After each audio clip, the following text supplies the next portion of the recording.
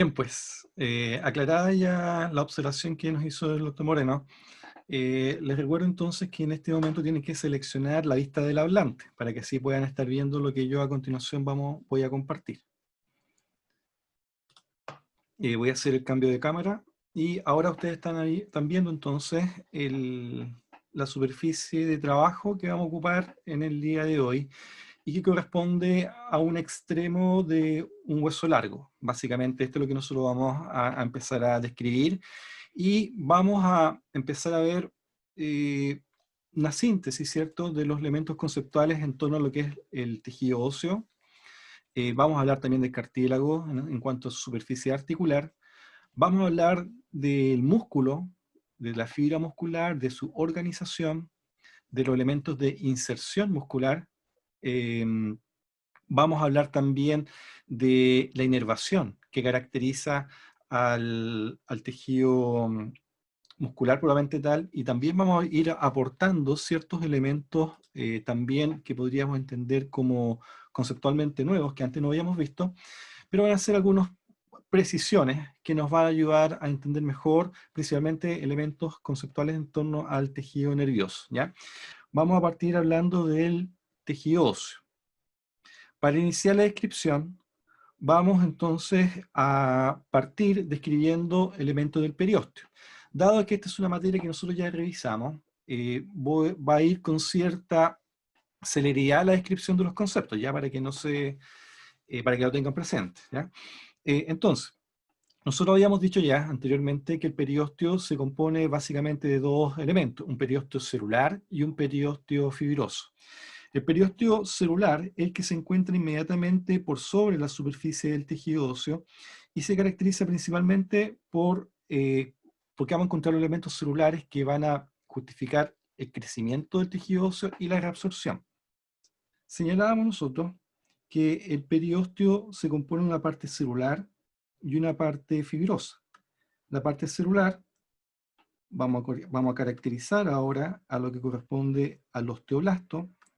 El osteoblasto en sí es una célula secretora, más bien de aspecto cuboidal, y que va a tener la característica y la morfología de una célula con perfil secretor. ¿Qué va a secretar esta célula? Principalmente colágeno tipo 1 y una cantidad de material suficiente para que después este colágeno tipo 1 se mineralice. Recordemos que el osteoblasto no secreta hueso, lo que secreta es colágeno tipo 1 y otras proteínas y otras enzimas que van a contribuir a la mineralización del tejido propiamente tal. Junto con estas células, el periósteo celular se va a componer de células de revestimiento, que son células más bien de aspecto plano, y que corresponden a osteoblastos más bien de tipo inactivo. Por sobre estas células nosotros vamos a tener la célula osteoprogenitora. La célula osteoprogenitora se describe como una célula más bien de aspecto oval, y que tiene por función darle el sustento celular. Es la célula que se va a multiplicar, es la que se va a estar dividiendo para estar proveyendo de lo que corresponde la fuente de osteoblastos probablemente tal, ¿ya? Entonces, nosotros vemos que el osteoblasto la célula osteoprogenitora se va a dividir y se va a diferenciar en la célula secretora que va a corresponder al osteoblasto probablemente tal. Por otro lado, entonces, vamos a darnos cuenta que el osteoblasto en sí va a ser una célula que tiene, em, que va a poder diferenciarse, que va a tener la función de producir el material de colágeno que se va a calcificar, y por otro lado vamos a tener que la célula eventualmente puede pasar por estados de inactividad que corresponden a las células de revestimiento. Todo este grupo de células que nosotros hemos descrito acá tienen un mismo linaje, ese linaje que viene de la célula osteoprogenitora. Y esto para describir lo que corresponde a la célula del osteoclasto. El osteoclasto, recordemos que es una célula grande, multinucleada, y que sí, ella proviene de las células de la médula ósea. Esta célula, el osteoclasto, corresponde a a un sincicio de macrófagos, es decir, son macrófagos que se han fusionado para generar esta célula y que va a permitir que cumpla con la función que la caracteriza, que es la de reabsorber el tejido óseo. Entonces, es muy relevante visualizar que el osteoclasto, para que haga su trabajo, debe generar un área de sellado específico para que pueda generar el proceso de desmineralización. Y a esta zona de reabsorción nosotros le llamamos laguna de Howchip.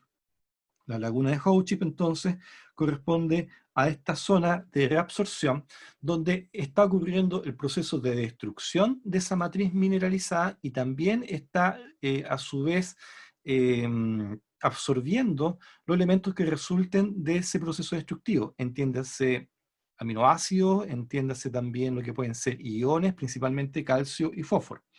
Y esta laguna de Howchip se caracteriza principalmente porque el osteoclasto genera verdaderas zonas de sellado periférico como si fuese una ventosa, como si fuese un sopapo. Entonces genera todo este contorno de adhesión justamente para que el vertimiento del material enzimático tenga una sola dirección y no esté repartiendo las enzimas a todos lados en el cual se encuentra. Solamente es en torno a la superficie del tejido óseo y entonces es ahí donde ocurre el proceso de reabsorción. Recordemos que lo que estamos haciendo acá nosotros es una caricaturización de lo que es el proceso de reconocimiento de los elementos celulares que nosotros estamos acá tratando de describir. A este periósteo, que nosotros le hemos llamado periósteo celular, reconocemos también que se encuentra una capa fibrosa que va a corresponder a tejido conectivo denso irregular, y que con esto entonces nosotros vamos a tener presente los elementos que caracterizan al periósteo en sí. En esta misma situación es importante considerar que en este periósteo fibroso nosotros vamos a tener otras células, por ejemplo el fibroblasto, un fibroblasto que va a ser la responsable obviamente de la producción de este colágeno no mineralizado, de esta estructura fibrilar, y a su vez tener presente, nada más que la concepción de ella, de que por acá van a transitar vasos sanguíneos. Recuerden que todavía no tenemos la clase de histología de vasos. Y también van a encontrarse elementos nerviosos, como nervios que van a estar aportando la sensibilidad al periósteo probablemente tal. Vamos a borrar ahora la representación del nervio, solamente vamos a dejar el vaso sanguíneo. Y Profe, con ello entonces nosotros tenemos caracterizado de algún modo los elementos celulares del periósteo y los elementos fibrosos del periósteo fibroso probablemente tal. Ahora sí, dime por favor. tengo una duda. Es que usted había dibujado el osteoblasto con el núcleo hacia la periferia. Entonces ahora no lo dibujó así. ¿Cómo va el núcleo entonces? A ver de nuevo la pregunta, por favor. El osteoblasto, usted lo ¿Ya? había dibujado en la clase con el núcleo hacia la periferia, hacia el tejido Hacia el conectivo. periósteo celular. Sí, yo no lo veo distinto. ¿Ah? Recordemos que el osteoblasto en este caso, vamos a dejarlo acá, está dibujado en esta zona de acá.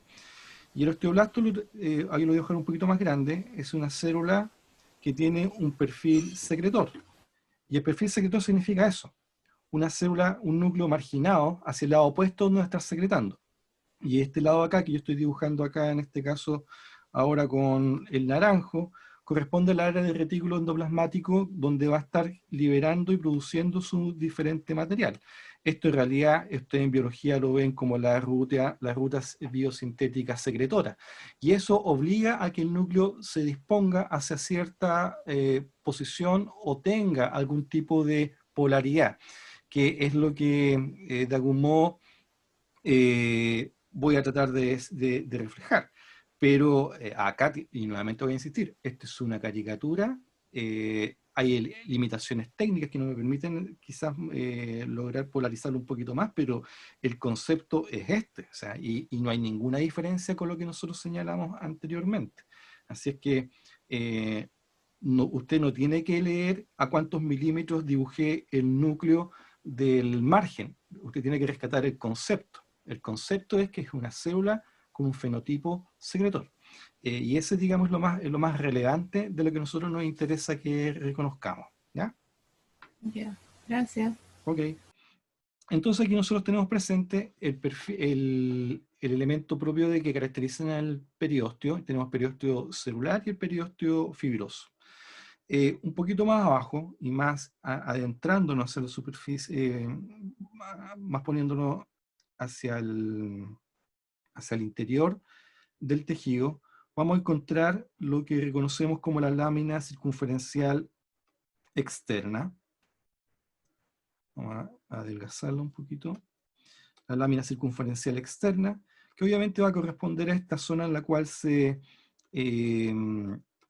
sobrepone el periósteo propiamente tal, y inmediatamente por debajo vamos a encontrar los elementos que caracterizan al tejido óseo compacto.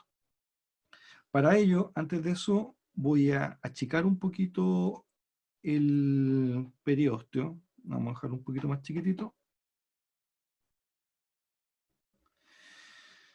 Y con ello entonces continuar con el ejercicio. Entonces tenemos un periósteo acá, que vamos a empezar a multiplicarlo también, para que nos hagamos la idea del periósteo. Nuevamente, este es un elemento, es un ejercicio conceptual, ¿ya? Habíamos señalado de la lámina circunferencial externa, que teníamos presente acá,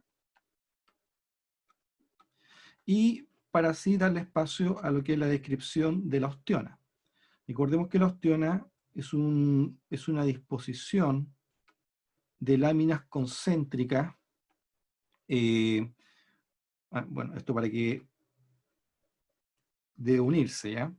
Y esta disposición está en torno a vasos sanguíneos, en torno al cual se organiza el tejido óseo compacto. Aquí vamos a encontrar ostionas completas y ostionas incompletas, y que de algún modo nos ayudan a visibilizar esta parte de la estructura del tejido óseo. Recordemos que toda ostiona se organiza en torno a vasos sanguíneos. Ahí vamos a dibujar el tránsito de lo que sería la sección de un vaso, y reconocer que en la ostiona lo que vamos a encontrar como elemento que nos va a caracterizar principalmente va a corresponder al osteocito.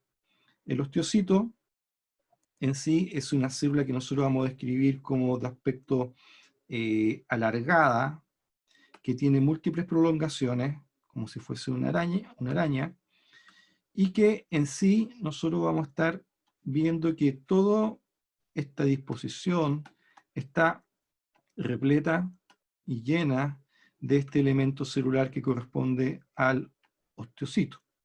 El osteocito corresponde al osteoblasto, que ha quedado incluido dentro de la matriz calcificada. De este modo, entonces, podemos visualizar que el osteoblasto puede tener una forma inactiva, que sería la célula de revestimiento, una disposición activa, que sería el osteoblasto probablemente tal, y por otro lado también tenemos esta forma incluida, en el cual corresponde al osteocito.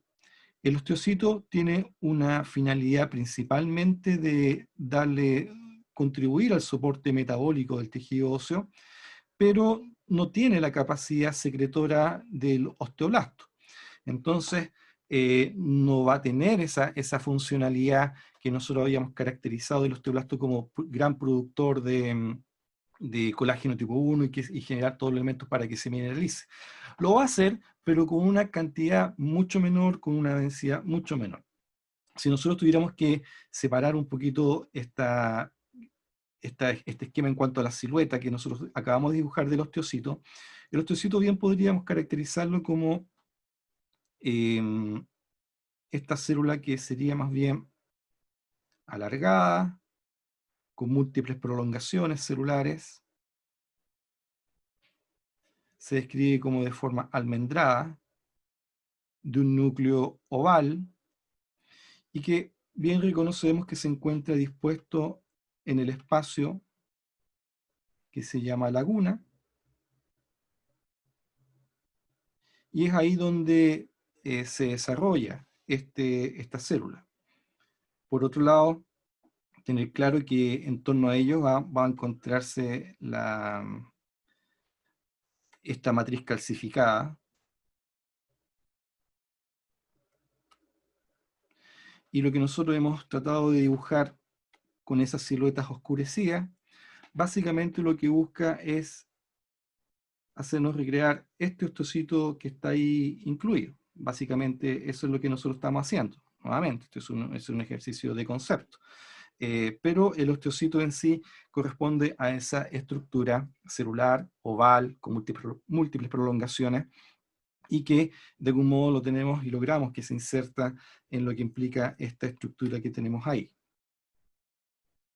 Esto un poco para ir caracterizando lo que corresponde al tejido óseo compacto, donde vamos a encontrar entonces como principal característica esta organización osteonal. Recordemos que la osteona es un conjunto de anillos concéntricos en torno al vaso. Todas estas prolongaciones que nosotros describíamos que ocurre entre los osteocitos, logra que las células de un nivel con otro igual logren conectarse. Y esto es lo que permite también lo que es sería el traspaso de los nutrientes desde este conducto de Havertz hacia el resto de la osteona propiamente tal. Entonces eso es básicamente lo que nosotros deberíamos estar viendo. También tener presente que este corte que nosotros estamos dibujando acá es una sección transversal de la osteona. La osteona en sí es un cilindro largo donde va a permitir que esta disposición permita cumplir con las funciones de resistencia mecánica y la flexibilidad suficiente para que el hueso pueda cumplir con su función que la caracteriza. Ya por fuera de esto, vamos a tener lo que corresponde a la lámina circunferencial interna para dar paso a lo que nosotros vamos a entender como el hueso trabecular. En el hueso trabecular, nosotros vamos a encontrar espacios donde se va a alojar principalmente tejido hematopoyético y grasa. Vamos a nuevamente a señalar que el hueso trabecular corresponde a esto que estamos pintando nosotros en amarillo. Esto corresponde al tejido, al hueso trabecular, no los espacios en sí. Y entonces esto va a corresponder a una matriz mineralizada también de colágeno tipo 1. Aquí, a diferencia de lo que veíamos en la organización de la osteona, el osteocito se va a disponer de más bien de manera aislada, pero igual, de algún modo, tratando de mantener una disposición en laminilla. Esta disposición laminillar sigue más o menos esta estructura, algo así, en torno a las conformaciones que uno puede reconocer dentro de la disposición del hueso trabecular. Pero aquí no existe un agujero nutricio que los alimenta a estos osteocitos. La nutrición va a venir principalmente del mismo espacio presente en el hueso trabecular. Entonces acá vamos a dibujar algunas células grasas. Recordemos que las células grasas son grandes, redondas, con una gran vesícula lipídica en su interior, y que también tiene, vamos a ver una vesícula lipídica, que tiene una vacuola llena de grasa. Por eso el núcleo se polariza y se va hacia el margen de la estructura. Y también vamos a recrear elementos celulares de tejido hematopoyético. Y acá solamente, nuevamente, reconocer de que después vamos a tener una clase de tejido hematopoyético. Así que vamos a dibujar elementos celulares que nos recuerden más bien a los linfocitos, a los macrófagos, y otras células de referencia que de algún modo ustedes ya las conocen. Hay una célula gigante también que se llama megacariocito, y que eso es básicamente lo que uno va a estar observando dentro de lo que significa este espacio. Y obviamente van a haber elementos en los cuales van a estar coexistiendo. O sea, en realidad, recuerden que todos estos espacios están comunicados, todos estos espacios están unidos entre sí, y son, este hueso, la trabécula es lo que va a hacerse espacio, va a hacerse camino dentro de estos espacios puramente tales. Tener presente también que en el canal medular nosotros vamos a poder encontrar tejido hematopoyético. Recordemos que la médula es donde ocurre la principal producción de los elementos celulares, diferentes tamaños, diferentes formas, que va a coexistir también con grasa presente, porque es así.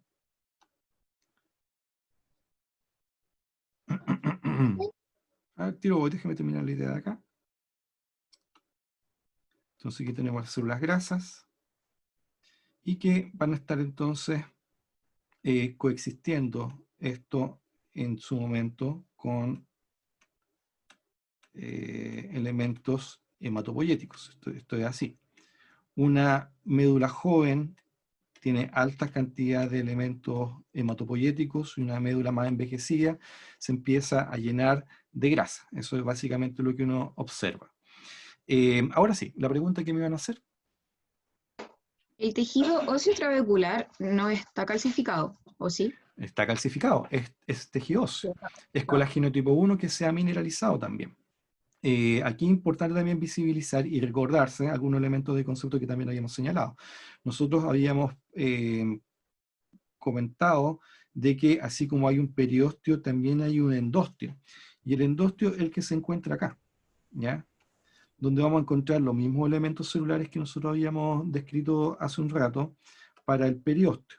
La única diferencia es que no tiene el periósteo fibroso, pero vamos a tener elementos celulares aquí que caracterizan al endósteo, que van a ser los responsables de la producción del colágeno que se tiene que mineralizar, y también que van a ser responsables de la actividad metabólica que va a tener el tejido óseo en esta zona que corresponde al hueso trabecular.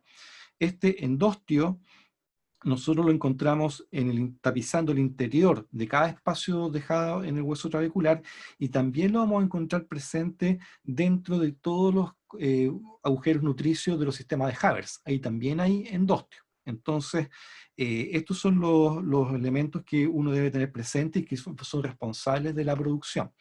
El hueso trabecular es tejido colágeno tipo 1 mineralizado, de la misma forma que nosotros veíamos en el hueso compacto, pero la disposición es distinta, ¿ya?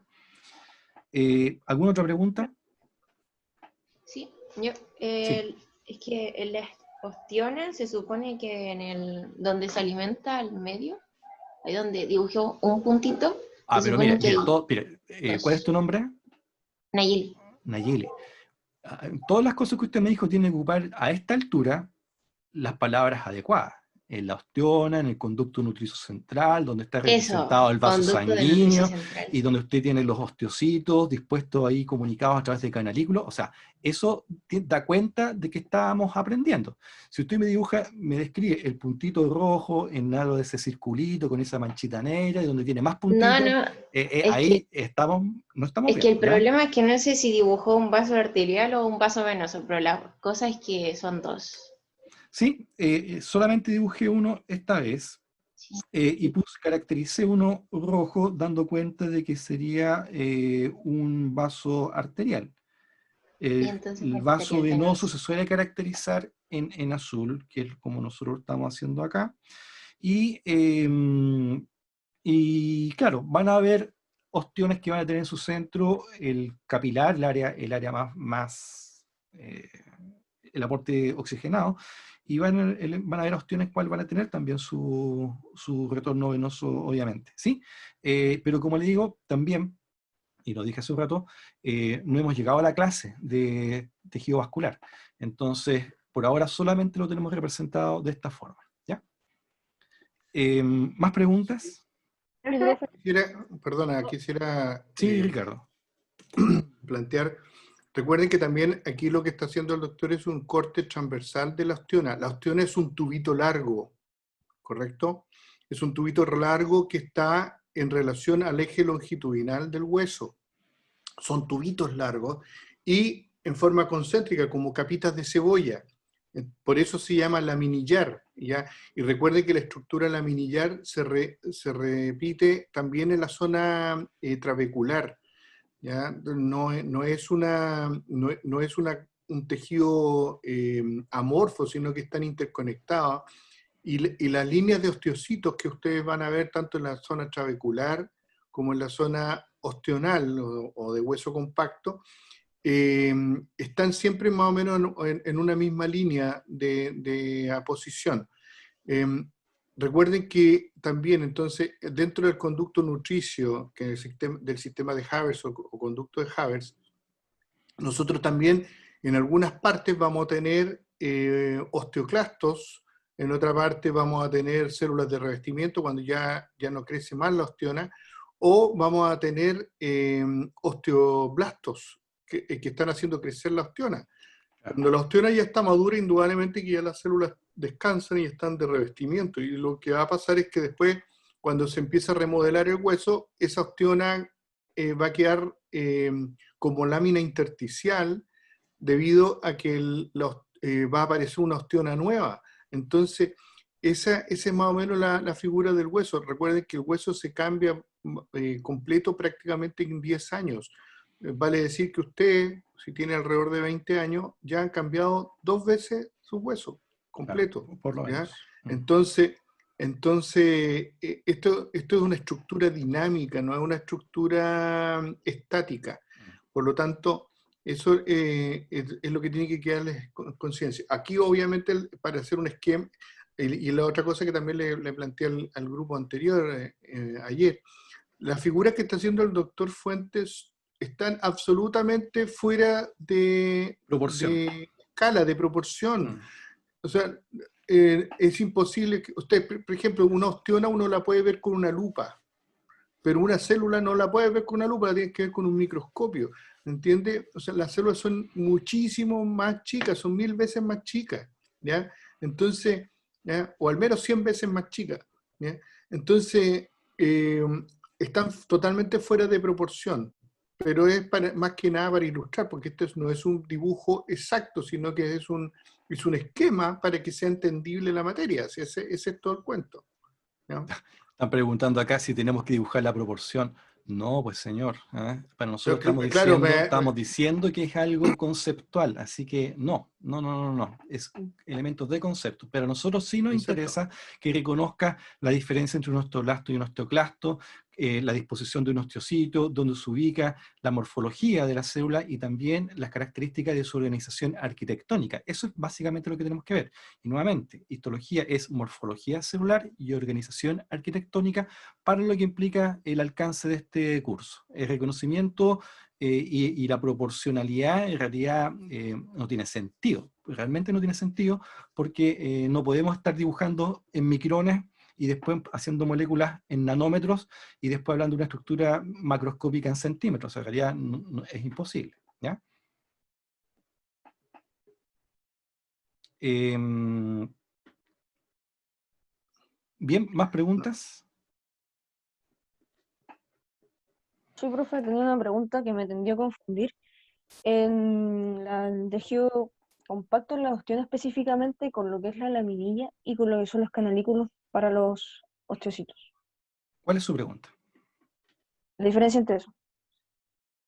O es lo mismo. No, Me nada tendría que ver. confundido.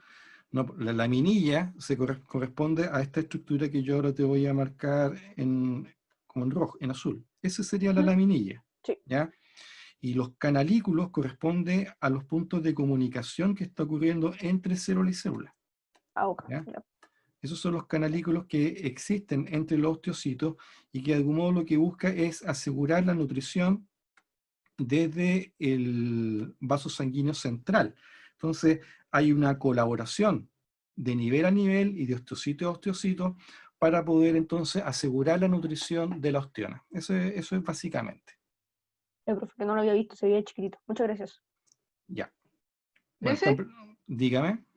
el tejido óseo trabecular, ¿qué partes, por ejemplo, en su dibujo corresponderían a matriz no calcificada? ¿La que está más cercana a estos espacios con A células? ver, ¿O pero no? te voy a responder, quiero que responda tú mismo dónde se encuentra la matriz no calcificada. ¿Quién es responsable de producir la matriz que no se calcifica? O que no se ha calcificado todavía. ¿El osteoblasto? Ya, el osteoblasto, dime tú dónde está. ¿En 1, en 2 o en 3? En 2. Entonces, ¿dónde debería estar la matriz no calcificada? Pero por eso sería Pero, exterior pero, a... pero, pero respóndeme lo que te dije. ¿Dónde debería estar la matriz no calcificada? ¿Dónde ¿Asociada a está? qué célula? Claro, ¿Al 1, en 2 o en 3? en 2. En 2. Entonces la matriz no calcificada va a estar acá. ¿Por qué? Pero por Porque ahí eso está está el osteoblasto. directamente asociada a las células. ¿Cómo? Está directamente asociada a las células que lo producen. Sí, pues o sea, la matriz no calcificada la secreta nada más que el osteoblasto. Nuevamente me están preguntando ahí, ¿dónde está el osteoblasto? Acá, pues, en esta zona de acá. Ahí está el osteoblasto, que ha sido el responsable de la producción de esta matriz que no se ha calcificado y que rápidamente después se calcifica. Y aquí nuevamente tenemos la matriz del osteoblasto no calcificada, pero que después rápidamente se va a calcificar. Entonces, es eso. Recordemos que en otros elementos que nosotros ya hemos descrito, acá el osteoclasto es responsable de la reabsorción. Entonces, ahí no hay matriz no calcificada, hay una matriz que está siendo reabsorbida. Y el otro elemento que nos queda solamente por calificar es la célula de revestimiento, que es una célula inactiva. Entonces, ¿cómo está la matriz ahí? No está haciendo nada con la matriz, porque no está haciendo ningún rol metabólicamente activo más que revestir esa superficie, ¿ya? Pero estas preguntas son de concepto, ¿ya? Y hay que hacer el ejercicio, ahí ustedes tienen que dar ese paso. Si una célula está revestiendo, está solamente cubriendo. Si una célula tiene una actividad metabólica productiva, es el osteoblasto. ¿Dónde debe tener material, entonces, de tejido colágeno recién producido, no mineralizado, en torno al osteoblasto? ¿Lo voy a encontrar eso bajo el osteoclasto? No, porque está reabsorbiéndolo. Entonces, ahí tienen que hacer ustedes ese paso conceptual. O sea, en realidad, no pasa necesariamente porque nosotros lo estemos diciendo, aun cuando ya lo hemos dicho. Ustedes tienen que dar ese procesamiento que es necesario para ir avanzando en la comprensión, ¿ya? Hay una cosa adicional, Paulina fue que preguntó, ¿cierto? Que ninguna de las, o sea, a excepción del osteoclasto, que en la zona donde hace el sellado es la única parte donde está tocando tejido duro, o sea, tejido calcificado. Correcto. El resto de las células, tal como dice el doctor Fuente, no está en contacto directo con la matriz calcificada. Indudablemente que el osteoblasto tiene la zona de mayor separación que le llamamos osteoide, pero en rigor estricto, el osteocito y la célula de revestimiento también descansan sobre una zona de proteína, no sobre una zona de proteína calcificada. ¿Ya? Siempre las células, recuerden que tienen necesariamente, las células no están flotando, están sobre moléculas de adhesión.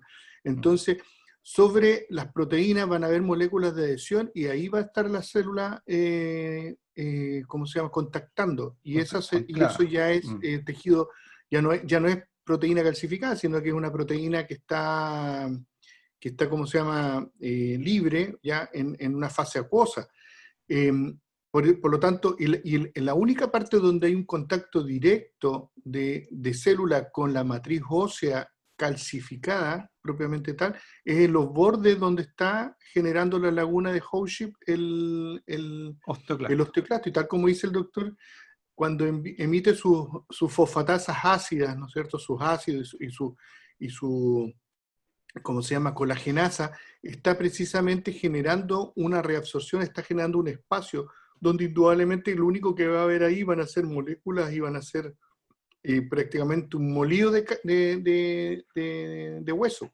¿Ya? ¿Por qué? Porque lo está disolviendo y lo está reabsorbiendo, está tomando los nutrientes y después los está mandando a la sangre nuevamente.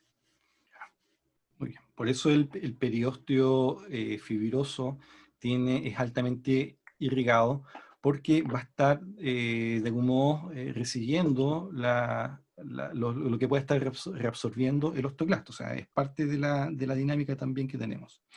Bueno, nosotros estuvimos hablando en esta parte respecto a lo que anteriormente habíamos ya citado en torno a lo que es el tejido óseo, ¿ya?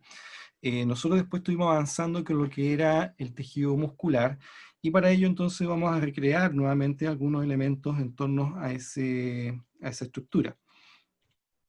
Nosotros habíamos hablado y hemos reconocido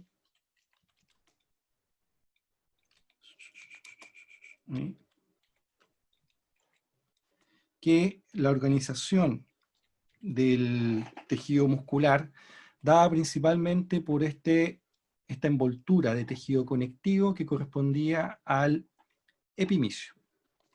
Este tejido conectivo es un tejido conectivo denso, irregular, y que da esta vaina de esta envoltura que nosotros nos va a permitir individualizar ese paquete muscular. Pero nosotros habíamos señalado también tempranamente de que la célula muscular en sí era una célula cilíndrica, una célula larga, ¿cierto? Aquí sí, una célula cilíndrica, alargada, y que en su interior se encontraba con toda esta área ribeteada, esta área característica de las estriaciones que nosotros vamos a estar observando, y que estas estriaciones correspondían entonces al sello que le daba su citoesqueleto. Reconocíamos las bandas claras, bandas oscuras, y que esto se repetía regularmente a lo largo de toda la célula que correspondía a la fibra muscular. Esta fibra muscular, recordemos que tiene la capacidad de contracción y le entrega todas estas propiedades contráctiles, probablemente tal, está dada principalmente por lo que implica las características de su citoesqueleto y lo que son sus filamentos de actina y miosina. Ahí no me quedó muy parejito, pero debemos entender la idea. Decíamos que es una célula cilíndrica y que también tenía múltiples núcleos, y que sus núcleos se ubicaban hacia lo marginal, ¿ya? Es decir, hacia el contorno de la célula propiamente tal. También habíamos señalado que cada fibra muscular tenía una fina capa de tejido conectivo laxo que de algún modo la aislaba de las otras células fibras musculares. Y eso es básicamente lo que habíamos señalado nosotros anteriormente. Voy a dibujar un poquito más fino esa vaina de tejido conectivo. Ahí está.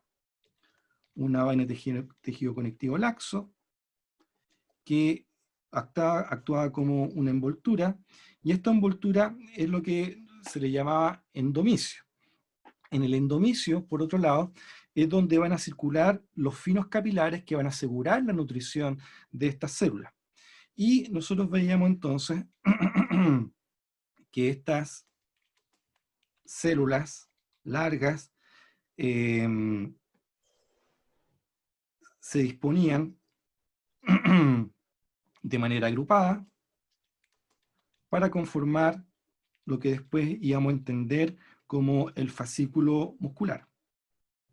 Este fascículo muscular obviamente va a estar organizado por el perimicio, y este perimicio entonces es lo que nos va a permitir reconocer las características del fascículo muscular que va a darle la estructura al músculo en sí.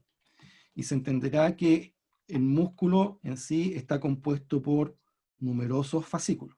Eso es básicamente lo que uno debería de retener conceptualmente en lo que implica la caracterización del tejido muscular.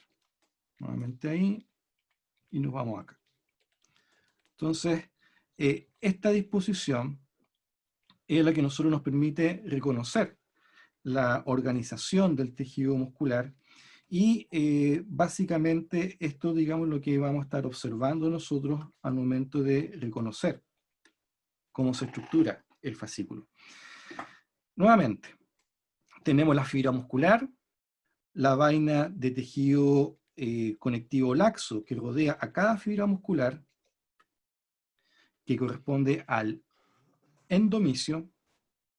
Después vamos a tener una vaina de tejido conectivo que va a reunir a un conjunto de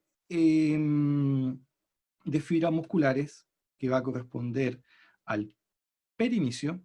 El perimisio en sí, a ese conjunto de fibras musculares, va a organizar lo que se llama el fascículo muscular, y el conjunto de fascículos musculares va a estar organizado y reunido por el epimisio, que en sí es lo que le va a dar la forma al músculo que nosotros regularmente vemos e individualizamos para su estudio.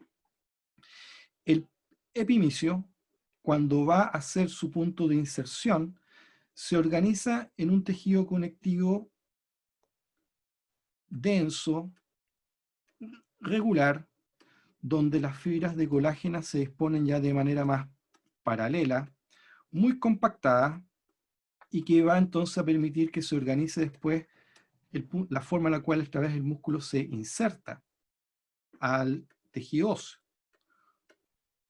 Entonces, este punto de inserción está dado entonces por esta estructura fibrosa, tejido conectivo denso regular, donde vamos a encontrar en su interior fibroblastos compactados, alargados, dispuestos entre las fibras, y a esta estructura se le llama tendón. Entonces, el tendón corresponde a la organización de tejido conectivo, que va a permitir que el músculo se inserte a la rugosidad, a la tuberosidad, a la protuberancia, a todo este reparo anatómico que va a caracterizar el hueso y permitir entonces que éste se ancle y pueda entonces unirse a la estructura de tejido óseo a la cual se tiene que insertar. Nos vamos a dar cuenta que ocurre la siguiente lógica. Vamos a tener un periósteo celular, un periósteo fibroso denso regular, y que después se vuelve un tejido conectivo denso regular para organizar este elemento de inserción con el cual el músculo va a poder anclarse al tejido óseo respectivamente. ¿Bien? ¿Alguna pregunta hasta acá? Sí, lo que yo quiero que se entienda que una cosa es el tejido muscular sería solamente las células que tienen la capacidad contráctil, pero otra cosa es el músculo, y lo que está planteando aquí el profesor es la característica que tiene el músculo como un órgano completo ahora. Claro. ¿Ya? A ver, un concepto básico que tenemos que recordar siempre: todos los órganos del cuerpo tienen dos partes, una parte funcional y una parte de estroma o de que le da la nutrición y la estructura, que le denominamos estroma. Y la parte funcional la denominamos parénquima. Entonces, todos los órganos del cuerpo, ¿ya?, van a tener un estroma y un parénquima. Y esa es la característica que les da, ¿no es cierto? Y son de diferentes tipos de tejidos. También tenemos que pensar de que aquí van a haber nervios sensitivos, nervios motores, vasos sanguíneos, porque necesitamos nutrición, ¿ya? En algunos casos, vasos de tipo linfático, que para permitir extraer todo el líquido extracelular que en el fondo no logra retirar el sistema vascular. Entonces, esto es todo tenemos que ir pensando que todo tiene una organización espacial y funcional. No es solamente el hecho que nosotros lo veamos por diferentes tipos de tejidos es solamente para poder entenderlo y conceptualizarlo, pero después nosotros tenemos que de alguna manera entenderlo como estructura tridimensional y topográfica. Y esa es la gracia y eso ya es anatomía, insisto, ¿ya? La topografía, ya estamos hablando de la parte anatómica. Cuando nosotros hablamos de la parte histológica, la podemos dividir, acuérdense, en general o topográfica. La general es cuando hablamos de los tejidos en forma individual, y la topográfica es cuando lo hacemos en reunión. Entonces, lo que está haciendo el doctor acá está mostrando la interrelación que tienen los diferentes tejidos que ya hemos visto tejido muscular estriado, ya hemos visto tejido fibroso, denso, regular, denso, irregular, periósteo, hueso, etc. Entonces, esta es la idea de esta clase. Bien, muchas gracias, Ricardo. Entonces, acá nosotros estamos ya haciendo esta vinculación, esta visualización de extrapolar lo que nosotros estamos viendo repartido en diferentes unidades en un contexto topográfico reunido, cosa que la idea es que vayamos a empezar a tener ese ejercicio de comprensión de los elementos que nosotros estamos viendo. Nosotros al músculo, ya en la sesión donde estuvimos trabajando, vimos también otros elementos que son relevantes para que el músculo pueda cumplir su función de contracción. Y en ello nosotros habíamos reconocido que era muy importante que el músculo tuviese una inervación motora con la cual pudiera cumplir su rol de contracción. Habíamos señalado que la inervación en sí estaba dirigida a cada fibra. Entonces, cada fibra muscular tenía su propio sistema de inervación y conformaba esto que nosotros llamamos la placa motora, que ahora solamente vamos a señalarla. Pero la placa motora corresponde al punto en el cual se encuentran las membranas de la terminación nerviosa con la membrana de la fibra muscular para que ocurra todo este proceso de liberación de calcio al interior y pueda ocurrir el fenómeno de contracción.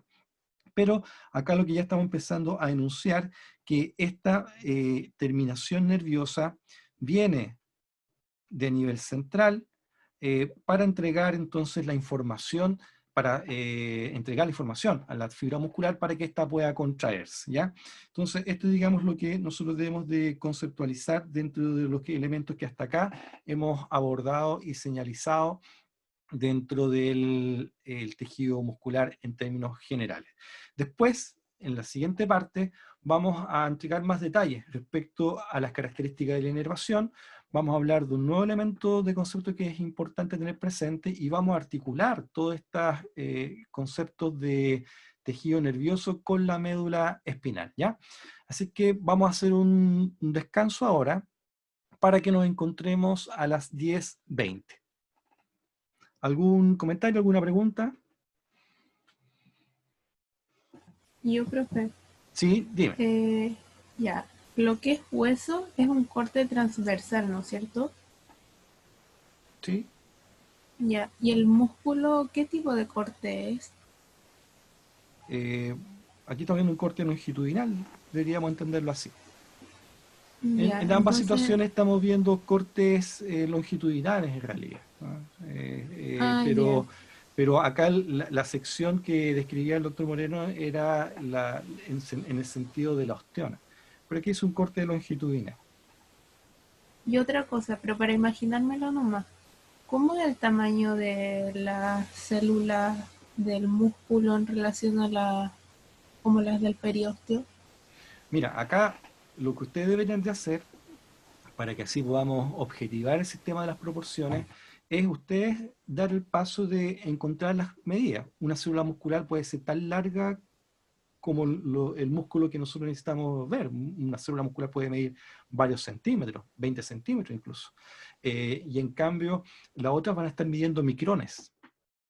Entonces, ese sentido de proporcionalidad, yo les pediría que ustedes hagan esa indagatoria y vean cuánto mide un osteoblasto, cuánto mide un osteocito, cuánto puede llegar a medir una célula muscular, cuánto mide un fibroblasto. Entonces, y así van a poder ustedes escalar lo que implica esto. Pero nuevamente, esto es un ejercicio de concepto que a nosotros nos interesa principalmente que ustedes sepan reconocer topográficamente dónde se ubican estos elementos celulares. Es una caricatura de lo que estamos viendo de la histología, pero que le encontramos valor en el sentido de que nos permite reconocer cómo se asocian los diferentes elementos y cuál es el rol que están cumpliendo para poder presentarse dentro de la organización global de los tejidos. Así es que yo no retengo cuánto mide un osteoblasto, ni retengo cuánto mide un fibroblasto, ni retengo cuánto mide una célula muscular. Pero sí bien podríamos hacer ese ejercicio para poder entonces entenderlo. Por eso te pido que tú lo puedas hacer sin ningún problema. Así que y ahí te va a quedar mucho más claro. Gracias. Uh-huh. Bien, jóvenes, nos encontramos entonces a las 10:20, ¿ya?